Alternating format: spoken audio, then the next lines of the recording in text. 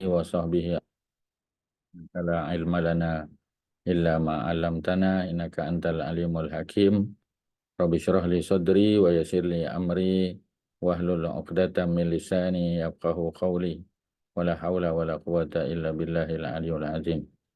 Tuan-tuan muslimin muslimat, mudah-mudahan kita sama-sama dirahmati oleh Allah Subhanahu wa taala. Alhamdulillah pada tengah hari ini, pagi ini kita sama-sama dapat menyambung pengajian kitab Nurul Yakin fi Sirah Sayyidil Mursalin sampai muka surat berapa kita apa Kak Nap? Muka surat 366 para nombor 2. 366 ya. 366 para kedua cukuplah tu ke Anas meriwayatkan? Cukuplah untuk kamu. Cukuplah untuk kamu ya. Terima kasih. Kita tandakan dulu. Bismillahirrahmanirrahim. Jadi masih berada pada akhlak ya, akhlak Rasulullah sallallahu alaihi wasallam. Akhlak adalah perkataan jamak ya, dia plural form. Kalau lebih tepat lagi kita panggil dia sebagai broken plural ya. Dalam bahasa Arab ada 3 jenis plural. Kita ada masculine plural, ada feminine ya, dan satu lagi kita ada broken plural ya. Broken plural tu macam nilah akhlak ya. Dia punya singular khuluqun ya, khuluq ya, khuluq ya. Jadi innaka la ala khuluqin azim, kita dah jumpa ya perkataannya pada surah muka surat 363 wa innaka la ala khuluqin azim ya. Muka surat 363 surah Al-Qalam ya, ayat yang keempat, wa innaka la ala khuluqin. Tu khuluqin, khuluq tu dia singular. Kalau akhlak ya dia plural ya, plural dalam bentuk broken plural. Jadi bila kita sebut akhlak, dia merujuk kepada himpunan ya, himpunan kebiasaan ya ataupun tingkah laku Nabi itu ya, dan sudah tentu akhlak Nabi adalah akhlak karimah ya. Akhlak karimah makna akhlak yang mulia ya, akhlak yang khairiyah ya, yang elok, yang baik ya, tak ada yang bersifat sayyi'ah, tak ada. Kalau ada sudah tentu Allah akan tegur Nabi ya, Allah akan tegur, Allah akan betulkan seperti mana Nabi respon ya kepada apa yang disebut dalam dalam Al-Quran. Cerita Abdullah bin Umi Maktum datang jumpa Nabi, dia buta, dia tak tahu Nabi sedang berdialog ya, sedang berdakwah kepada apa ni golongan malak ya. Al-malak ni golongan pemimpin di kalangan Quraisy, musyrikin Quraisy Makkah ya, dan Nabi berpaling daripada dia. Abasa, bermuka masam, wa tawalla, dan berpaling. Sehingga Allah tegur Nabi ya, sebagai satu zajrun lah, sebagai satu teguran kepada Nabi supaya Nabi mengubahnya ya, dan tidak mengkesampingkan lagi, tidak marginalizekan lagi ya, kepada orang yang memang berminat nak dengar agama ya. Sebab kadang-kadang yang nak dengar agama ni orang bawahan ya, golongan hamba, golongan OKU kita kata ya, tetapi mereka ni ikhlas sungguh-sungguh. Jadi oleh kerana itu Allah tegur Nabi ya, dan Nabi perbetulkan apa yang sepatutnya. Jadi ada perkara-perkara tertentu yang Nabi buat yang Allah tegur ya, dan Nabi tahu perkara itu adalah perkara yang Nabi telah buat silap ya, dan Nabi mohon ampun daripada Allah ya, dan Allah betulkan kesilapan yang telah Nabi buat, sehingga akhirnya akhlak Nabi itu menjadi akhlak yang terbaik. Seperti mana ya kita tahu dalam hadis Nabi sebut apa kita panggil innama bu'istu, bahwasanya aku diutus liutammima makarimal akhlak, untuk menyempurnakan makarim al akhlak ya, akhlak yang paling mulia. Jadi Nabi datang untuk memperbetulkannya. Orang Arab sudah ada budaya yang baik, sudah ada sifat-sifat mulia ya. Mereka sudah ada ciri-ciri yang apa kita panggil ya, yang sepatutnya kita respect lah ya. Macam mereka secara sukarela ya, menyediakan minuman, makanan, jaga keselamatan ya, welcome orang yang datang sebagai tetamu ya di rumah Allah. Itu adalah perkara ataupun perbuatan yang sangat bagus ya.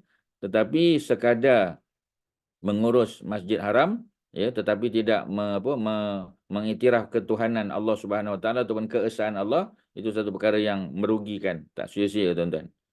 Jadi cukuplah untuk kamu sebagai bukti sifat di atas dengan melihat tindakan Rasulullah sallallahu alaihi wasallam terhadap orang-orang musyrikin Quraisy. Ya, musyrikin, musyrik singular, musyrikin ramai yang menyeksa, menyakiti dan menghina serta menghalau baginda dan para sahabat daripada tanah air sendiri, yakni Mekah. Ya, Nabi walaupun kita kata nanti hijrah ke Madinah, ya, dan kita dah belajar, tetapi Nabi dari segi kelahiran, Nabi memang lahir di Mekah, tetapi Nabi lahir daripada moyangnya, ya, yakni Hashim, Bani Hashim, ya, itu orang Mekah, keturunan Qusay bin Kilab, tetapi dari sebelah moyang perempuan Nabi, ya, Salma binti Amr, ya, beliau adalah orang Madinah daripada Khazraj. Jadi maknanya Madinah bukan satu tempat asing bagi Nabi lah, ya, kerana Nabi ada darah keturunan Khazraj juga. Sebab tu sebahagian wanita-wanita Khazraj itu adalah merupakan apa kita panggil ibu saudara susuan Nabi, ya. Mungkin ya disebabkan oleh tadilah hubungan Nabi, moyang sebelah moyang perempuan Nabi itu memang datang daripada Khazraj, ya. Macam contoh kita kata Anas bin Malik, ya, sudah tentu dia ada hubungan dengan Nabi lah sebab dia Khazraj. Ya, begitu juga para sahabat Nabi yang lain lah, ya, yang datang daripada kabilah Khazraj. Jadi kalau kita nak cerita tentang bukti sifat-sifat mulia, akhlak terpuji Nabi itu memang cukuplah. Seperti mana yang kita telah sebut sebelum ni, ya. Dan sudah tentu, ya, apa yang dilakukan oleh musyrikin Quraisy, ya, seperti mana mereka meludah Nabi, ya.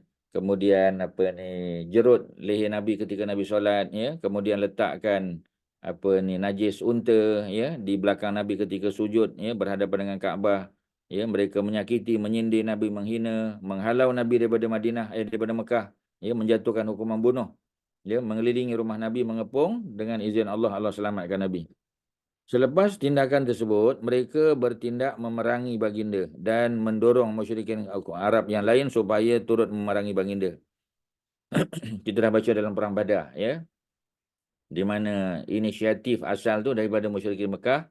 Dan kita tahu kemudian berlaku perang Uhud, ya, kemudian perang Khandaq berlaku, di mana musyrikin Mekah dibantu oleh orang-orang Yahudi Madinah, ya, yang telah dihalau ke Khaybar, ya. Mereka bersama-sama berpakat menubuhkan satu angkatan tentera bersekutu, ya, kita panggil Allied Forces, untuk lawan Nabi, ya. Mereka juga seru, ya, mendorong musyrikin Arab lain yang berada di kalangan masyarakat Badui, ya, yang duduk di Badawah. Badawah ni kawasan luar lah, kawasan kita panggil pedalaman, ya. Dan apa yang mereka buat, ya, mereka ajak, ya, supaya mereka ni bersatu di bawah satu panji-panji musyrikin untuk lawan dengan Nabi, ya, terutamanya dalam perang Khandaq, perang Parit. Ya, lebih pada 10,000 tentera, ya, lawan dengan orang Islam yang di Madinah lebih kurang 3,000 orang saja. Maknanya sudah tentu outnumbered lah, ya. Tetapi Allah datangkan tentera dalam bentuk angin kencang, ya, dalam bentuk ketakutan, ya, apabila Allah tiupkan ar-ru'bu, ya. Ar-ru'bu ni alif lam ra ain ba. Ar-ru'bu ni rasa takut, ya, di dalam hati mereka sehingga menyebabkan mereka berundur, ya, daripada bumi Madinah. Tetapi apabila, ya, Allah memberikan kemenangan kepada baginda dengan pembukaan Mekah, ya, pada tahun 8 Hijrah kita dah baca Fathu Mekah. Nabi, ya, setelah hijrah 8 tahun ke Madinah, ya, pada tahun yang ke-6 kita dah baca dah, ya, Nabi melakukan satu perjanjian, buat satu perjanjian damai, dipanggil Suluh Al-Hudaybiyah, suluh, ya, perjanjian damai, ya.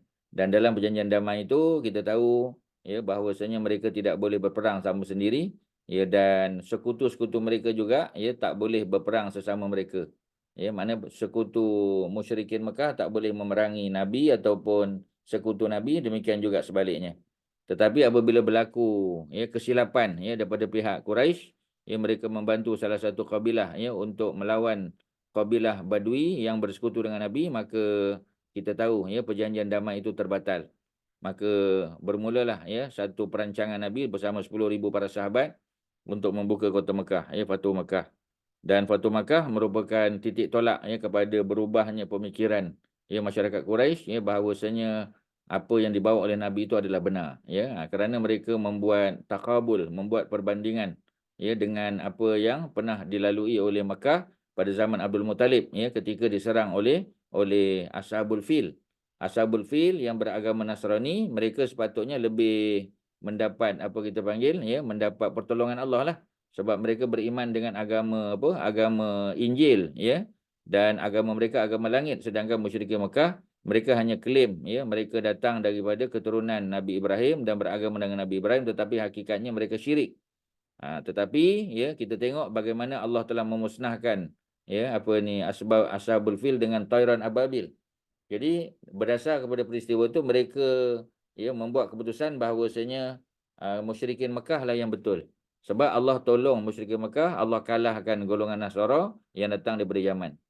Jadi mereka berharap ketika Nabi dan para sahabat seramai 10,000 tentera datang untuk menyerang, bukan menyerang ya, untuk menguasai Mekah, maka mereka mengharapkan datang sekali lagi tauran ababil. Tetapi ya tauran ababil yang diharap untuk datang tolong mereka tak datang. Ya, jadi sebagai bukti bahawasanya pasukan yang Nabi bawa ya bukan seperti mana Ashabul Fil yang dibawa oleh Abrahah. Mereka beragama Nasrani, agama langit. Nabi juga klaim baginda agama langit. Maknanya agama langit yang Nabi bawa tu betul. Kerana tidak ada ya halangan untuk mereka masuk ke Mekah dan menguasai Mekah ya. Jadi bagi mereka ini satu perkara yang terbukti depan mata mereka. Ya, dan mereka menerima kebenaran agama tauhid, agama Nabi, ya, agama Islam, dan kita tahu 2,000 orang daripada mereka masuk Islam. Kita dah baca juga, ya. Jadi apabila apa kita panggil ya, apabila Allah memberikan kemenangan kepada baginda dengan pembuka Mekah, baginda memberikan kemaafan. Ini satu sifat kita kata jiwa besar Nabi. Ya, mereka yang pernah cekik Nabi, ludah Nabi, pijak Nabi, hina dan sebagainya, sekarang ya mereka mengaku ya kesalahan mereka. Ya, dan mereka tahu bahawasanya Nabi dan apa kita panggil Nabi dan keluarganya daripada golongan mulia.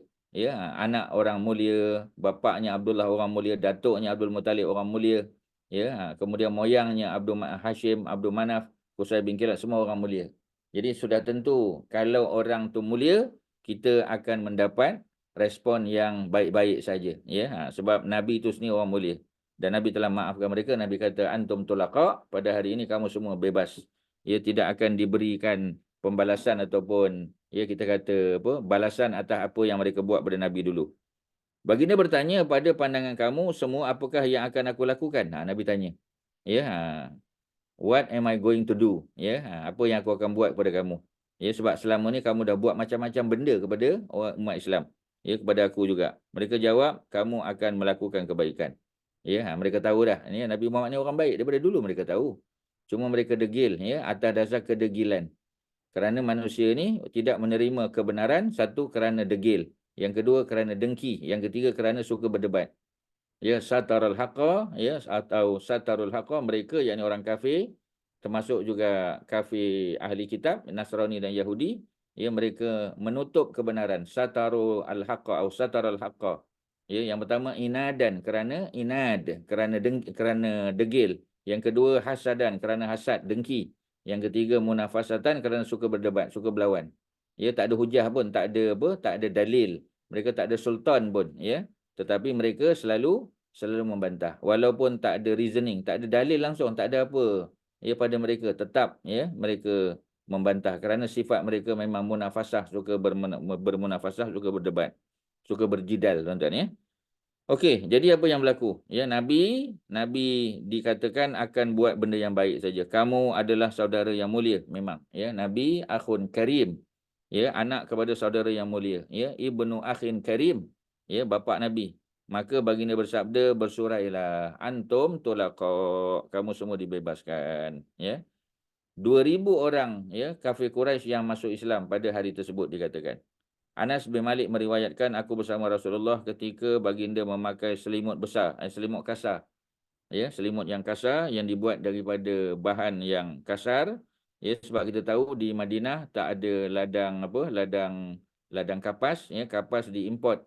Ya, kadang-kadang ya kerana ketiadaan kapas mereka terpaksa kadang-kadang memang kebiasaan mereka ya membuat benang tu daripada kulit binatang ya, antaranya daripada kulit biri-biri ya, tetapi kita tahulah ya ada yang berkualiti ada yang tidak. Ya, sudah tentu yang kurang berkualiti itu murah harganya. Orang Badui menarik dengan kuat selimut tersebut ya, macam bukan selimut lah kita kata macam rutrah ya, kain selendang ya. Jadi dalam bahasa Arab dia panggil rutrah, rin to ra tak marbutah, rin to ra tak marbutah, rutrah. Rutrah adalah kain selendang yang boleh digunakan sebagai serban, boleh digunakan sebagai selimut, boleh digunakan sebagai hamparan untuk tidur, boleh jadikan sebagai apa kita panggil, ya, sebagai sejadah untuk solat. Ya, digunakan juga untuk menutup hidung mereka, ya, ketika berlaku sandstorm. Dia multi purpose lah, ya. Jadi oleh kerana itu Nabi letak pada leher baginda, tiba-tiba seorang badui dia tarik dengan kuat selimut tersebut sehingga tengkuk Nabi nampak berbekam merah, nampak terkesan, ya. Kemudian dia berkata, "Ya Muhammad, letakkan harta yang diberikan oleh Allah yang ada bersama kamu di atas kedua-dua unta aku ni." Dia datang dengan 2 ekor unta, dia minta Nabi ambil, ya, duit ataupun harta yang Allah telah bagi kepada Nabi, ya, dan penuhkan, ya, 2 ekor unta ini dengan muatan. Kamu bukan memberikan harta milikmu. Dia sindir Nabi. Dia kata yang kamu nak bagi ni bukan harta kamu pun. Ya, ini adalah harta bukan milik ayahmu juga, ya. Rasulullah diam kemudian berkata harta adalah milik Allah. Nabi betulkan, dan aku hanyalah hamba-Nya. Mana Nabi hanyalah pengurus saja. Kemudian baginda SAW berkata lagi, "Wahai badui, kamu akan dibalas berdasarkan apa yang telah kamu lakukan terhadapku." Dia berkata, "Tidak boleh." Baginda bertanya, "Kenapa?" Dia menjawab, "Kerana kamu tidak akan membalas kejahatan dengan kejahatan." Jadi badui ni dah tahu dah, ya, Muhammad ni memang bukan orang yang suka balas dendam. Ya, jadi sebab tu bila Nabi kata kamu akan dibalas berdasarkan apa yang telah kamu lakukan terhadapku, sebab dia tarik dengan kasar. Dia dah lah datang nak minta harta, ya, tapi adabnya kurang. Dia badui, memang tak ada formality pun, ya. Tak tahu protokol di bandar, dia tak tahu. Jadi oleh kerana tu dia pun kata, ya, tidak, ya, sebab apa? Ya, sebab kamu Muhammad tidak akan membalas kejahatan dengan kejahatan. Maka Rasulullah pun ketawa, kemudian menyuruh supaya meletakkan gandum, ya, gandum syair, ya.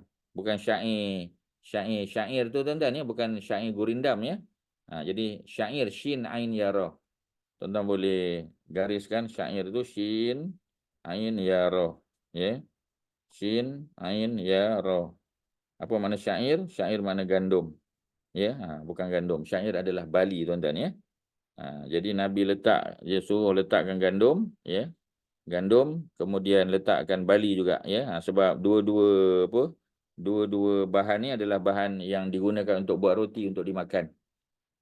Ya, jadi gandum syair maknanya kalau Nabi ada gandum, bagi gandum lah, tapi kalau tak ada, bagi syair. Syair ni lebih murah tetapi lebih healthy lah. Ya, much healthier lah, ya. Sebab dia punya serat dia, ya, fiber dia, dan juga, ya, dia punya konten dia jauh lebih sihat. Walaupun, ya, dia punya bau kurang sedap, ya, tidak seperti mana gandum, ya, tepung gandum bila dibuat roti harum baunya. Semerbak daripada jauh pun kita dah boleh bau dah. Tapi kalau roti syair ataupun roti Bali, ya, dia kurang, ya, teksturnya pun lebih keras sikit, ya, dan baunya pun tak seharum seperti mana tepung gandum. Tetapi, ya, sihat, ya. Dan Nabi memang di rumah baginda hampir setiap hari, ya, kalau mereka makan, mereka akan makan roti yang dibuat daripada syair, menunjukkan Nabi sangat sederhana sifat, ya, makan Nabi bersama para keluarga Nabi. Jadi letakkan, ya, syair tadi di atas unta lelaki badui tersebut dan kurma di atas unta yang satu lagi. Ya, Nabi arahkan. Aisyah berkata, apabila Rasulullah dapat mengalahkan sesuatu kezaliman, baginda sekali-kali tidak membalasnya dengan kezaliman. Ya, macam kita lah. Ya, dulu mungkin kita duduk di bawah, ya, orang hina kita masa sekolah dulu. Ya, jadi kita mungkin, ya, sebab datang daripada keluarga B40, ya, maka budak-budak yang T20, ya, yang M40, ya, sombong pada kita. Tapi alhamdulillah, ya, Allah bantu kita. Alhamdulillah, ya, kita berjaya di sekolah, ya, dapat masuk boarding school, ya. Kemudian dapat scholarship sambung belajar di luar negara, contohnya. Balik dapat jawatan besar, ya. Dan bila kita berada di pejabat, ya, kita dah pegang jawatan yang agak besar. Ya, kawan-kawan yang dulu hina kita, yang ejek kita, yang mengkesampingkan kita, mereka berada di bawah kita. Mereka terpaksa report pada kita. Ya, kerana mungkin, ya, mereka setakat belajar di politeknik saja, ya, ataupun di college, ya, dan tak ada degree pun, diploma holder. Sedangkan kita dah ada master, dah ada masters in business administration, MBA dah ada dah. Jadi kita jadi bos, jadi senior manager sebagai contoh. Ya, dan kita tengok, kita kenal. Ini bukan kamu dulu yang hina aku dulu, yang pernah mengkesampingkan aku di sekolah dulu. Ya, kita tak timbul. Kita kenal dia pun kenal kita. Kita tak timbulkan isu lama. Ya, kita layan dia seperti mana pekerja-pekerja yang lain juga, ya. dan kita tidak balas dendam terhadap apa ni kejahatan, sindiran dan sebagainya. Kita tak pernah sindir kita. Itulah awak ya dulu belajar malas. Ya, dapat peluang apa ni pergi boarding school tak nak ya. Kemudian tak sambung belajar. Apa jadi sekarang ya. Apa ni malu ya, shame on you kita kata. Tak ya, kita tak malukan dia. Kita tidak menimbulkan benda-benda yang lama. Yang lepas tu biarlah. Let bygone be bygone ya. Tak ada lagi kita nak timbulkan. Walaupun kita ada kuasa macam Nabi. Nabi boleh hina mereka. Nabi boleh ambil tindakan terhadap mereka kerana mereka buat pelbagai perkara yang tak sepatutnya kepada seorang Nabi dan para sahabat. Tetapi Nabi kata antum tulaqa, kamu semua taliqun. Taliqun maknanya bebas. Jamaknya tulaqa ya. Kalau taliqun mufrad singular. Kalau tulaqa ramai. Mereka punya jumlah lebih pada 2000 orang ya. Jadi oleh kerana itu Nabi balas dengan kebaikan. Ya, Nabi kata Aisyah tidak membalas kejahatan atau kezaliman dengan kezaliman. Semua ini dilakukan sekiranya tidak melanggar larangan Allah. Tetapi sudah tentulah kalau ada benda yang kena dihukumlah. Ya, tak boleh kita kesampingkan. Kita tak boleh kata kita maafkan saja, tak boleh. Kerana dia melibatkan hak Allah, tak boleh. Ya. Sebagai contoh orang yang minum arak sebagai contoh. Ya. Bila dia minum arak, ya, sampai satu waktu dia ditangkap dan dia kata dia bertaubat. Dia sedar apa yang dia buat tu salah. Maka dia bertaubat. Ya. Hukuman tetap dijalankan walaupun dia sudah bertaubat. Kerana taubat ya itu dia dengan Allah Subhanahu Wa Taala. Hukuman kena dijalankan. Melainkan kalau dia tidak ditangkap ya. Dulu-dulu dia minum arak, dia diam-diam yes, duduk dalam rumah, tak cerita ke orang tak tahu pun. Itu dia dengan Allah. Maka dia tak perlu mengaku. Ya, serah dia dengan Allah, dia betul-betul taubat, minta ampun, mudah-mudahan Allah naikkan kedudukan dia ke tempat yang lebih tinggi. Tapi kalau dia ditangkap oleh pemerintah mesti melaksanakan apa ni hukuman dia ya. Walaupun dia kata dia taubat, kita tak boleh tak ambil tindakan sebab itu melibatkan hak Allah Subhanahu Wa Taala ya. Apa ni hukum hudud sebagai contoh.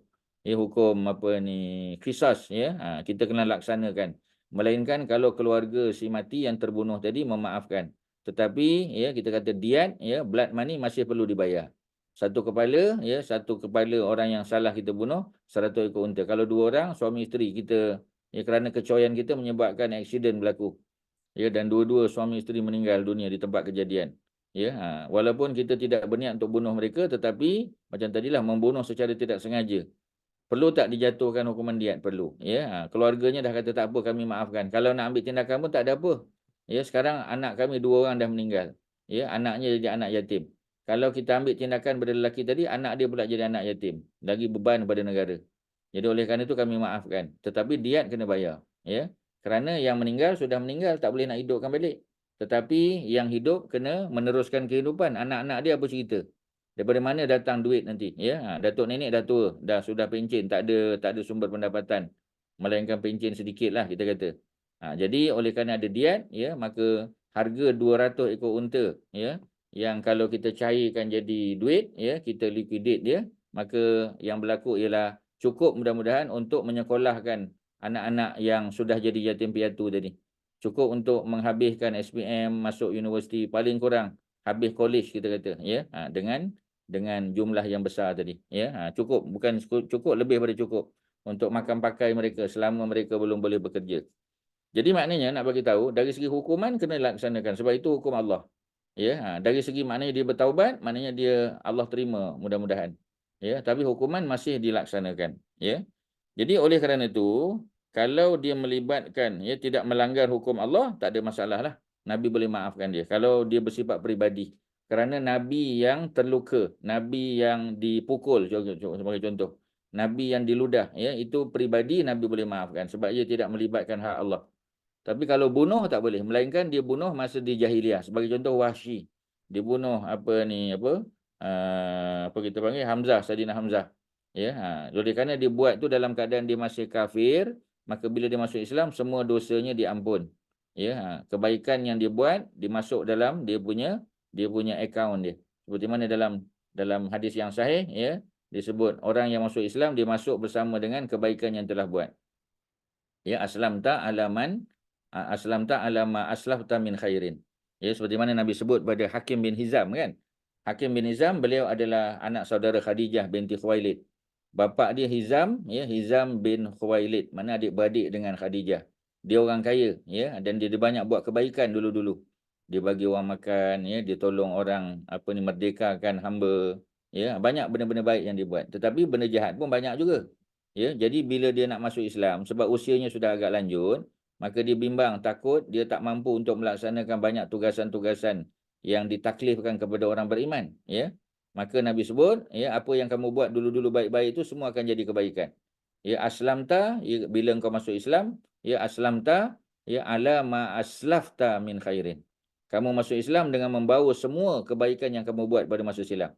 Min khairin, apa saja kebaikan, ya, yang kamu telah lakukan dulu, semua akan masuk dalam akaun kebaikan kamu. Dan dosa-dosa kamu diampunkan. Ya, al-Islam yajubu ma qablahu. Islam akan menghapuskan dosa-dosa yang kamu buat pada masa silam. Walaupun dia bunuh Hamzah, tetap dia dihapuskan dosa. Jadi tak ada tindakan lah. Nabi tak ambil tindakan terhadap dia kerana dia buat masa di jahiliah, dia masih kafir. Tapi kebaikannya masuk, ya. Ini kita punya selling point lah tuan-tuan, bila kita dakwah kan, kita kena bagi tahu orang. Ya, jangan bimbang, kita kata don't worry, ya. Sebab apa? Sebab walaupun usia dia dah lanjut, mungkin dia tak mampu nak buat tu, nak buat ni, tetapi segala kebaikan dia pernah buat dulu akan masuk dalam akaun dia. Ya, dan kejahatan dia dihapuskan. Ya, jadi oleh kerana itu mungkin bila kita sebut begitu dia akan rasa oh ya ke? Jadi dia pun berminat nak masuk Islam kerana kita bagi dia kepahaman, ya, tentang konsep dosa pahala yang telah dibuat pada masa silam.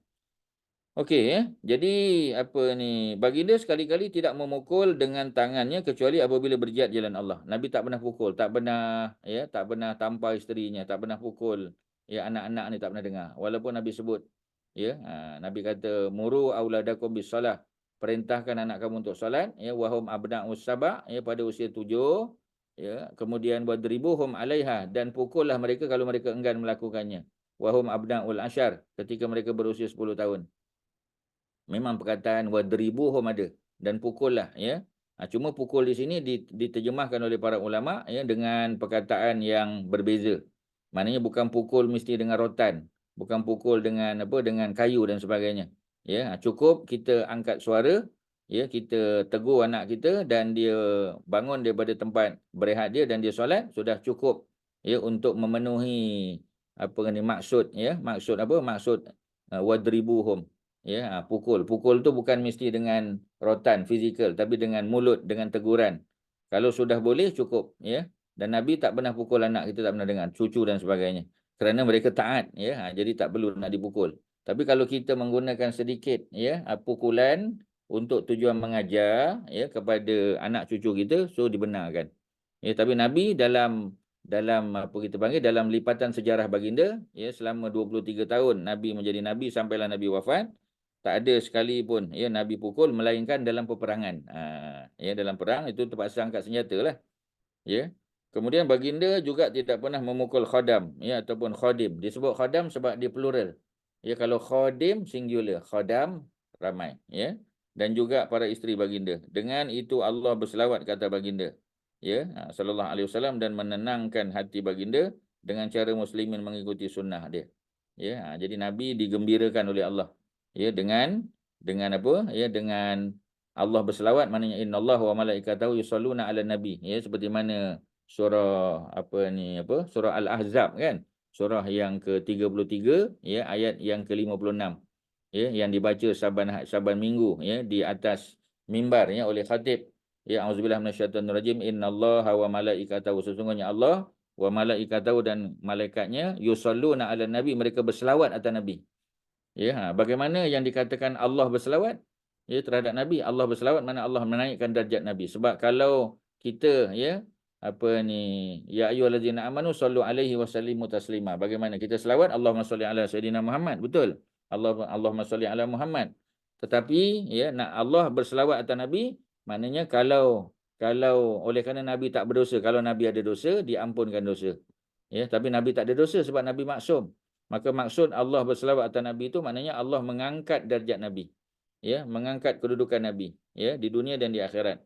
Kalau para malaikat begitu juga mendoakan supaya Allah mengangkat darjat Nabi. Ya, kalau kita, malaikat mendoakan supaya Allah ampunkan kita.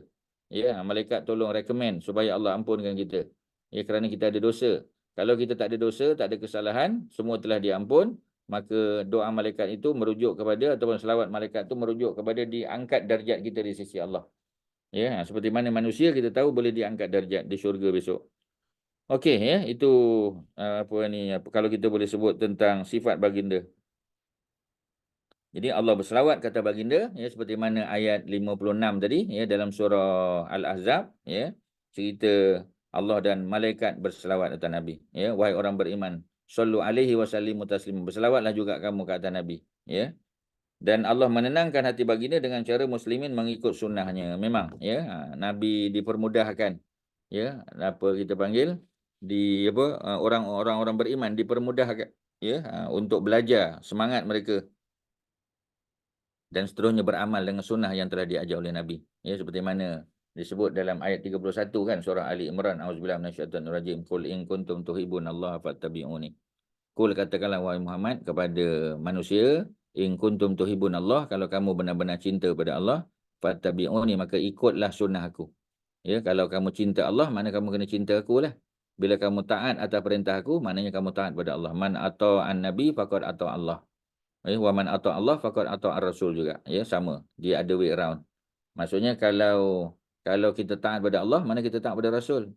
Macam mana nak taat pada Rasul? Ya, kena memahami apa yang dibawa oleh baginda. Dan seterusnya apa kita panggil, diamalkan. Ya. Dan perbuatan kita taat pada Rasul itu, ya, merupakan secara automatik taat kita kepada Allah. Ya, tu mukadimah kita tuan-tuan. Habis muka surat 366. Ada apa soalan? Silakan. Ada apa? Ya, Kak Mariatun, Haji Asyari, ada apa? Ya, Ustaz, Ada nak Ustaz. tanya tentang diat. ya, Diat tuan. itu adalah hukuman yang diperuntukkan oleh Islam ke atas kesalahan membunuh, termasuk mencederakan ataupun membunuh saja. Kalau membunuh diat lah. Mencederakan tu dia secara umum, ya, bunuh balas ataupun cedera balas tu dipanggil sebagai qisas. Hukuman dia. Dia bukan hudud, dia qisas. Kalau hudud dia dah ada. Ya, apa ni, mencuri potong tangan dah ada sampai ke pergelangan. Ya, minum arak contoh, ya, 80 kali sebatan sebagai contoh. Ya, kemudian kalau membunuh itu dia masuk dalam kisah dia, hukum Allah yang telah ditetapkan, tetapi dia masuk hukuman qisas, balas bunuh. Ya, kerana kadang-kadang kita membunuh bukan sebab nak membunuh, ya, kerana kita tersilap, ya, kerana kecuaian kita. Jadi bila kita cuai, ya, apa yang berlaku bila kita cuai yang berlaku ialah berlaku kematian. Jadi kita dianggap membunuh tanpa niat. Ya, kalau sabit kesalahan, ada bukti dan dijatuhkan hukuman, ya, ditetapkan keputusan oleh mahkamah, maknanya kita bersalah lah. Ya, jadi kalau ada peruntukan di Malaysia belum ada peruntukan ni lah. Ya, hukuman sivil ada, tapi hukuman apa ni di bawah mahkamah syariah belum ada lagi. Jadi kalau ada hukuman tersebut, ya, maka hukumannya adalah 100 ekor unta untuk satu kesalahan. Satu orang yang kita terbunuh silap tu 100 ekor, dua orang 200 ekor. Kalau 300 ikutlah, ya. Pada berapa ramai kita bunuh orang tadi secara tidak sengaja. Keluarga dah maafkan, ya, tetapi diat perlu dibayar. Kalau keluarga tidak maafkan, dia bunuh balas, ya, dipancung, ya. Begitu juga yang kita sebut dengan apa tadi, dengan kecederaan. Tapi kecederaan balas balik kecederaan.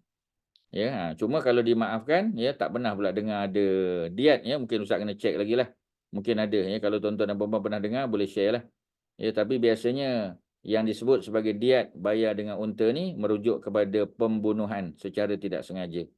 Ya, kalau sengaja pun sama juga tuan-tuan. Ya, nanti kita kata, oh, kalau tak sengaja, kalau sengaja bolehlah, dah sama. Ya, cuma kita kata nak bagi tahu, kalau pembunuhan secara tak sengaja pun dijatuhkan hukuman, ini kan pula pembunuhan secara sengaja. Ya, tetapi kerana mereka buat pada zaman jahiliah. Ya, Khalid bin Al-Walid juga ada bunuh orang Islam. Ikrimah bin Abi Jahal pun ada. Tapi mereka buat masa mereka masih kafir, so tak ada isu lah. Kerana bila masuk Islam, ya, Islam ya jubu menghapuskan makana qablahu, apa yang telah mereka buat pada zaman silam. Tetapi pahala mereka dimasukkan. Jadi balik pada rujukan kita tadi ialah kepada pembunuhan, bukan mencederakan. Ya, ada lain silakan. Tuan-tuan ada apa? Ya, Ustaz. Ya, sama. Mengenai sifat murah hati Nabi, ya, murah hati, pemurah, ya, dermawan dan toleransi baginda sallallahu alaihi wasallam. Sifat yang dimiliki oleh baginda tidak ada tandingannya, tak boleh nak bandinglah. La masilalahu. Ya, dan orang Arab kata la masilalahu tu maknanya tidak ada bandingan. Ya, memang tak boleh nak banding dengan sesiapa pun tuan-tuan. ya, incomparable lah, ya. Tak boleh nak banding dengan orang lain, tak boleh. Sebab apa yang Nabi buat tu yang manusia biasa sebenarnya boleh buat, tapi kita tak sanggup nak buat, tak sampai level kita, tuan-tuan. Ya. Sifat yang dimiliki oleh baginda tidak ada tandingan. Semua orang yang mengenali peribadinya menyifatkan baginda dengan sifat di atas. Jabir bin Abdullah radhiyallahu anhuma, ya, sebab Jabir radhiyallahu anhu lah. Tapi kalau Jabir bin Abdullah, sebab Jabir ni ada Jabir, ya, ada Jabir bin Samurah, ya. Jadi ini Jabir bin Abdullah berkata radhiyallahu anhuma, sebab bapaknya Abdullah tu Abdullah bin Amr, bapak dia, ya. Juga mati syahid dalam perang Badar, sama dengan Saidina Hamzah tadi, sama dengan Hanzalah, ya. Jadi sama dengan Abdullah bin Jahash. Ada 70 kan sahabat Nabi yang terbunuh dalam perang Badar, dalam perang Uhud, dan mereka dibunuh oleh siapa? Oleh Khalid, oleh Ikrimah bin Abi Jahal, ya, yang pada masa itu masih kafir. Jadi bila mereka masuk Islam, adakah dia ambil tindakan? Dah tentulah tidak. Ya, kerana apa yang mereka buat pada zaman silam Allah ampunkan. Jadi Jabir berkata Rasulullah sallallahu alaihi wasallam tidak berkata tidak boleh apabila baginda diminta sesuatu. Jadi Nabi boleh kata hampir tak kata tak boleh, ataupun aku tak ada, aku tak jaranglah, tuan-tuan, ya. Boleh kata tak ada Nabi buat macam tu. Melainkan memang Nabi tak ada langsung. Seperti mana kita pernah sebut sebelum ni kan.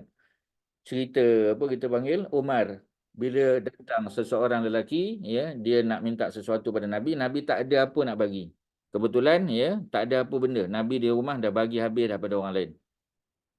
Jadi Nabi kata kamu pergi je ke kedai, ya, kamu beli apa yang kamu perlukan dan nanti aku yang akan membayarnya. Ya, Nabi buat jaminan macam tu, tuan-tuan. Sehingga Umar kata Nabi tidak sepatutnya memberatkan diri baginda untuk melakukan perbuatan tadi, ya. Tetapi macam tadilah, itu menjadi kebiasaan Nabi. Kalau Nabi ada barang di rumah, Nabi akan bagi. Kalau Nabi tak ada barang, pergilah kedai, belilah apa-apa yang kamu nak, hajat yang kamu nak. Nanti pembayarannya, ya, tergantung pada aku akan melunaskan. Abdullah bin Abbas berkata Rasulullah sallallahu alaihi wasallam adalah orang yang paling pemurah dan dermawan. Dan paling dermawan Nabi itu pada bulan Ramadan. Ya, memang. Ya, Nabi ini lebih apa kita panggil, ya, lebih dermawan, ya, daripada angin yang bertiup.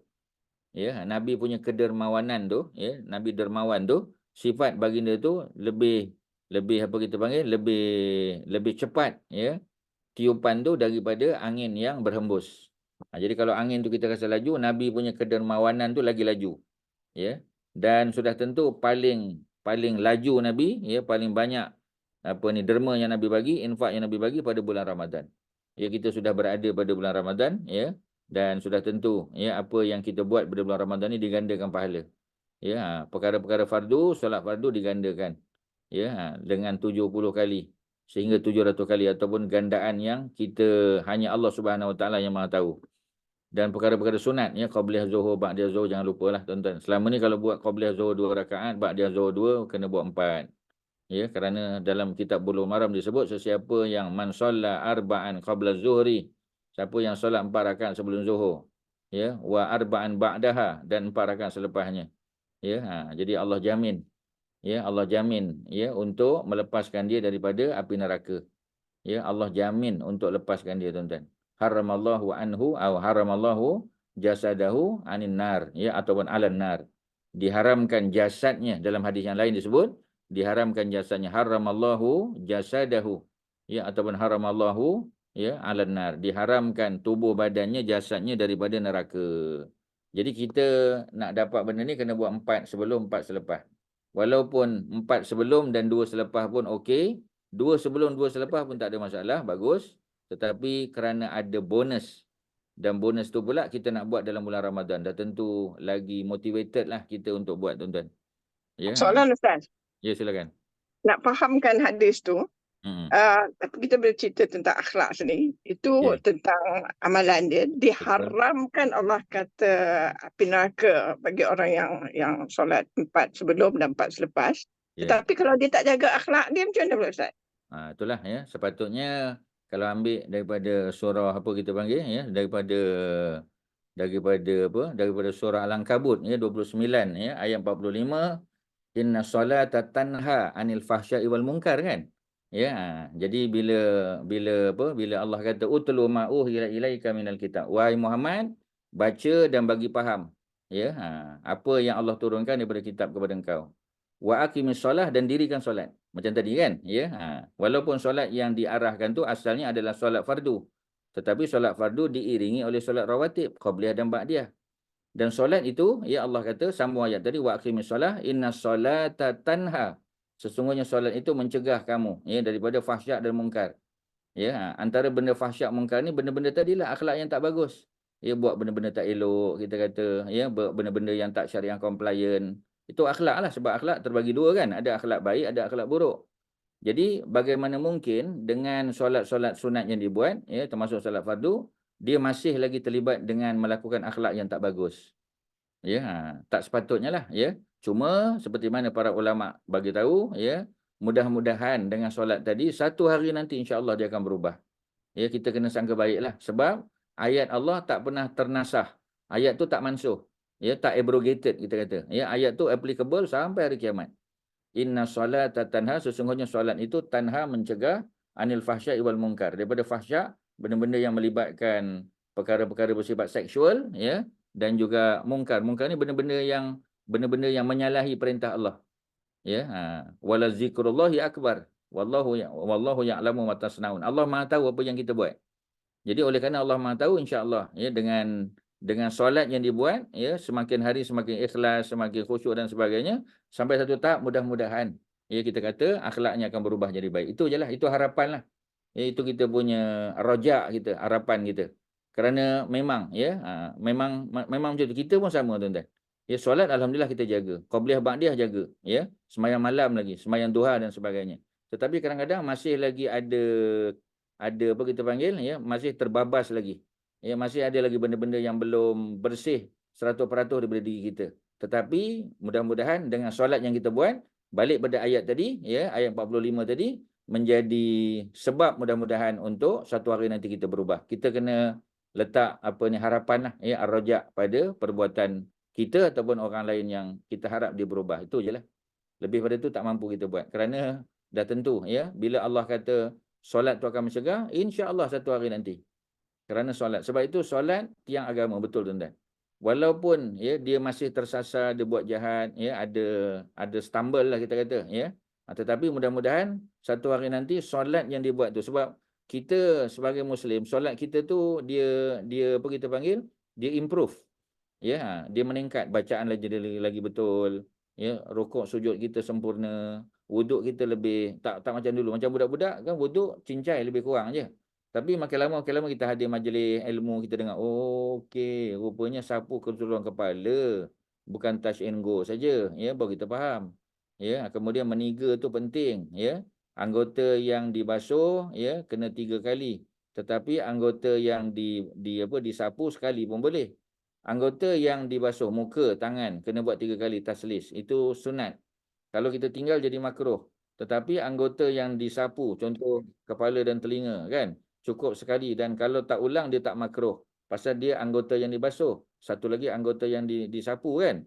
Jadi maknanya benda-benda tu kita makin lama makin kita hadir majlis ilmu dan sebagainya, makin kita improve. Dengan improvement yang kita buat dalam wuduk, improvement kita buat dalam solat, khusyuk dan sebagainya, sampai satu ketika, sampai satu tahap nanti, ya, sampai threshold dia, insya-Allah kita berubah, mudah-mudahan. Ya, kita kena sangka baik, mudah-mudahan begitu, ya. As long as dia solat. Ya, sebab tu, ya, kita kata solat tak apalah, solat dulu. Macam budak-budak kecil kan, solat walaupun solat pakai tudung, ya, pakai telekung, tapi apa ni, pakai seluar pendek kita kata, ya, budak-budak kan, baru apa ni 5 tahun 4 tahun, tak apa. Itu dia punya proses pembelajaran dia. Masih dalam learning process dia, ya. Tapi sampai satu tahap nanti dia tahu dah tak boleh macam tu. Tak boleh pakai seluar pendek, kena pakai tutup aurat. Dan benda tu akan berubah jadi lebih baik, ya, getting better and better. Ya, mudah-mudahan dengan sebab getting better and better tu sampai satu tahap, ya, baru kena ayat tadi, sesungguhnya solat itu akan mencegah kamu daripada fahsyak dan mungkar. Macam itulah, tuan-tuan. Kena jawab macam tu. Ya, faham ayat tadi dan tidak menafikan, sebab Allah tak kata sembahyang je terus berubah, tak mesti. Ya, jadi dalam proses mudah-mudahan. Kerana janji Allah sesungguhnya solat itu akan mencegah daripada fahsyak dan mungkar tu pasti. Ya, dan takkan sia-sia. Allah takkan sia-siakan. Cuma macam tadilah, mungkin kita belum sampai tahap. Ya, macam kita kata orang Palestin kan, pasal apa Allah tak bagi kemenangan? Lagi-lagi ni bulan Ramadan dengan solat malam dengan apa tarawih dengan puasa. Pasal apa doa mereka Allah belum mustajabkan? Sebenarnya Allah dah mustajabkan. Cuma tidak secara menyeluruh lagi. Sebab ramai di kalangan Palestin tu tak semayang. Ya, mereka tak peduli agama, kita kata. Ya, memang mereka boleh cakap Arab, memang boleh baca Quran, betul lah. Sebab itu budaya dia biasa kan. Tetapi dia belum memenuhi. Ya, bila kita pergi ke Masjid Aqsa tu kita tengok kita berpusu-pusu cepat-cepat nak pergi semayang. Tapi mereka ni masih isap rokok kat luar, main bola lagi. Ya, masih makan di kedai sebagainya. Bila kita balik kita tengok masih lagi kat situ. Ya, dia apa kita panggil? Dia tak ada perasaan nak semayang. Kita datang ribuan batu ya nak semayang tempat dia. Ya, jadi dia macam acuh tak acuh je dengan agama. Jadi kalau begitulah keadaannya, ya Allah tak akan bagi kemenangan lagi. Walaupun yang committed pada agama ramai, tetapi yang tak committed pada agama pun masih ramai lagi. Jadi bagaimana mungkin Allah nak bagi kemenangan? Cuma kita mengharap satu hari nanti Allah akan bagi kemenangan mutlak, of course, pasti, ya. Cuma timing dia lah. Ya, kita panggil it's a matter of time lah, lebih pada macam tu. Kak apa ni, Kak Syima. Okeylah Ustaz Arab ya. Okey ke jawapan tu? Yap, jazakallah khair. Barakallah Antum fiik. jazakumullah khair wa antum fi barakallahu fikum. Okey ya. Jadi Ustaz, dia punya ya, ada apa Kak Mariatun? nak tanya pasal solat Qobliyah Ba'diyah Zuhur tu. Kalau kita pergi ke satu tempat ya Ustaz, kita Ya. nak sembahyang Zuhur sama-sama. Lepas tu kita tengok di kalangan grup tu dia orang solat Qobliyah ni 2 rakaat aja. Kita kalau dah biasa buat 3, buat 4, kita kena ikut dia orang buat 2 atau kita sendiri buat 4. Jadi seolah-olah macam melambatkan Zuhur nanti. Macam mana tu Ustaz? Tapi solat berjamaah tu orang perempuan solat berjamaah ke sendiri-sendiri? Jemaah. Jadi kalau berjamaah dia kena tunggulah, ya. Dia kena tunggulah sebab orang tak habis lagi kan, ya. Jadi orang buat 2, kita buat 4. Biasanya dia akan tunggulah, ya. Jaranglah biasa kalau macam kita solat di masjid lah kan. Bila kita datang dia tengok dalam jamaah tu masih ada, dia akan tunggulah sekejap 1-2 minit. Tak tahulah orang perempuan saya tak tahulah. Tapi kalau orang lelaki biasanya dia akan tunggu. Melainkan kita lambat sangat baru nak datang. Baru nak angkat takbir, orang nak apa kita panggil ya, dia nak iqamat tu memang dia tak tunggulah. Tapi kalau ya sebab muazzin dia sebelum dia iqamat tu dia akan tengok kiri kanan. Dia kata oh ada orang solat, tunggulah kejap. Ya biasa dia akan tunggu sekejap ya. Jadi lepas bagi 1-2 minit kita kata ya, kemudian bila dia tengok orang tu dah tahiyat akhir, dia akan iqamat lah. Ya biasanya begitu ya. Sebab bukan lama sangat pun, 2 rakaat tu sebenarnya tak lama pun. Ya, cuma Kak Mariatun kita tahu Qobliyah Zuhur ni dia 4 rakaat dan dia ada baca surah, setiap rakaat tu baca surah. Tuan-tuan boleh buat 2 campur 2 ya. Tuan-tuan yang tak biasa boleh buat 2 rakaat campur 2 rakaat. 2 rakaat bagi salam, 2 rakaat bagi salam. Tapi tuan-tuan boleh buat juga ya 4 plus 0, 4 rakaat. 0 tu maknanya tak ada tahiyat awal. Yang bezakan sembahyang apa ni Zuhur fardu dengan sembahyang Zuhur Qobliyah yang sunat ialah yang fardu ada tahiyat awal, tasyahud awal. Yang sunat tak ada tasyahud awal. Ya, macam tarawih juga. Kalau ada orang buat 4 rakaat straight, 4 campur 4 contoh. Ya, 4 rakaat tu kalau dia buat tak ada tahiyat awal. Tapi kalau kita buat 2 plus 2, dia ada tahiyat akhir lah. Tak ada tahiyat awal juga tapi dia ada tahiyat akhir sebab 2 rakaat kan. Jadi ada baca surah. Jadi yang nak mempercepatkan mungkin Kak Mariatun tak payah baca surah.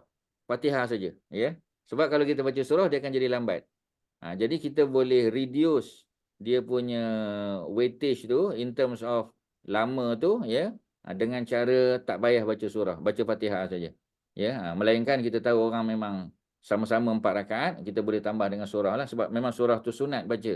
Seperti mana hadis dalam Imam At-Tirmizi kan, riwayat daripada Abu Ayyub Al-Ansari yang melihat Nabi ya ketika berada di rumahnya, duduk hampir setahun kan Nabi duduk di rumah Abu Ayyub. Setiap kali masuk waktu solat Zuhur, Nabi akan solat 4 rakaat. Dan dia tanya Nabi, ada baca surah tak lepas Fatihah? Nabi kata ada. Ya, ada selang tak antara 2 rakaat dengan 2 rakaat? Nabi kata tidak ada. Jadi ambil pada hadis ini ya sebagai hujah ya, walaupun hadis ini asalnya tidak, hadis ini tak sahih, tapi hadis ini hasan, memadai ya untuk upgradekan ya kedudukan apa ni 4 rakaat dengan 1 salam, tak ada tahiyat awal tu sebagai amalan Nabi lah, sebab ada hadis yang hasan tadi riwayat Abu Ayyub Al-Ansari dalam apa ni Sunan At-Tirmizi.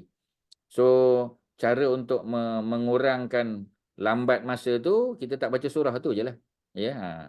Kemudian baca apa kita panggil iftitah yang paling ringkas. Allahu akbar kabira walhamdulillahi katsira wa subhanallahi bukratan wa asila.